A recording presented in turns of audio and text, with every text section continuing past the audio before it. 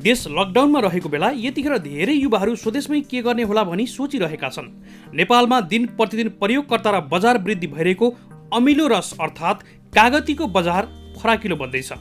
रसिलो कागती सम्झिने बित्तिकै मुखमा पानी आउँछ। बिहान बेलुका तरकारीमा निचोरेर र अचारमा साँधेर कागती खान धेरै मन पराउँछन्। यसरी दिनमा 3-4 पटकसम्म कागती खोज्ने मान्छे बढिरहे पनि यसको उत्पादन चाहिँ घटिरहेको छ। कागतीको उत्पत्ति उत्तरी मलेसियाको गर्मी स्थानमा भएको पाइन्छ। यसै ठाउँबाट क्रमशः चीन, भारत, मध्यपूर्व हुँदै युरोप, अफ्रिका र अमेरिकामा कागती पुगेको हो भन्ने विश्वास गरिन्छ। नेपालमा कागती कहिले प्रवेश गर्यो र खेती सुरु भयो भन्ने ऐतिहासिक तथ्य प्राप्त हुन सकेको छैन। तर नेपालको मध्यवर्ती पहाडी भागमा स्थानीय जातको रूपमा विभिन्न प्रकारको प्रजाति पाइन्छ। यसबारे खोज अनुसन्धान भने अवश्य जरुरी छ। सुरुका दिनमा कागती र नेबुवा अस्पष्टताले गर्दा यिनीहरूको उत्पत्ति इतिहास हालसम्म पनि पाउन सकिएको छैन। मलेसिया उद्गम क्षेत्र मानिन्छ, तर फैलावट भारतलाई लिने गरिन्छ। तर भारतमा अहिलेसम्म पनि जङ्गली अवस्थामा कागती पाइँदैन। नेपालमा खेती गरिने सुन्तला जात फलफुल मध्ये कागती एक प्रमुख बाली हो। देशका तराईदेखि पहाडका 60 जिल्लामा कागती उत्पादन हुने गरेको भए तापनि व्यावसायिक उत्पादन भने केही जिल्लाहरूमा मात्रै रहेका छन्। उत्पादन क्षेत्र पूर्वदेखि पश्चिमसम्म छरिएर रहेका कारण देशभित्र निर्वाहमुखी रूपमा भएकाले कागती बजारसम्म आउन सकेको छैन। नेपालको सहर बजारको कागतीको माग करिब 90% हिस्सा भारतबाट आयात भई आपूर्ति भइरहेको छ। तसर्थ कागतीमा आत्मनिर्भर हुनका लागि विगतमा अवलम्बन गरेका नीति तथा कार्यक्रम समीक्षा गरी नयाँ दृष्टिकोणका साथ भविष्यका लागि कार्यक्रम तर्जुमा गर्नु आजको आवश्यकता हो। कागतीको उपयोगिता। कागतीको ताजा फल आयुर्वेदिक दृष्टिले धेरै उत्तम मानिन्छ। कागतीमा भिटामिन सी पाइने हुनाले रोग निवारक फल मानिन्छ। कागतीमा citric acid, potash, phosphorus, vitamin A, B र सी, फलाम, म्याग्नेसियम, सोडियम, तामा, क्लोरिन र प्रोटिन पनि पाइन्छ।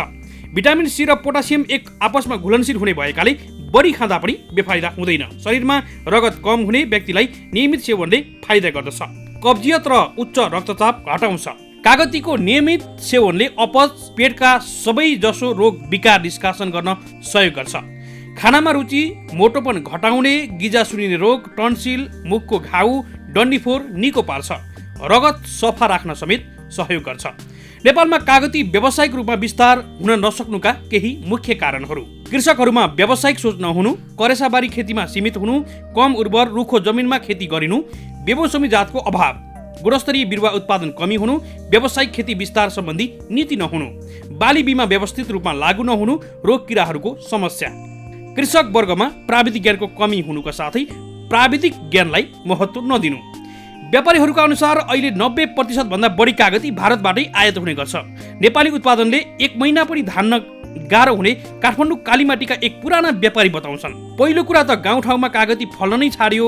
कागती पाइहालेमा पनि नेपालका कागती रसिला नहुने भएकाले भारतबाटै ल्याउनु पर्ने बाध्यता छ।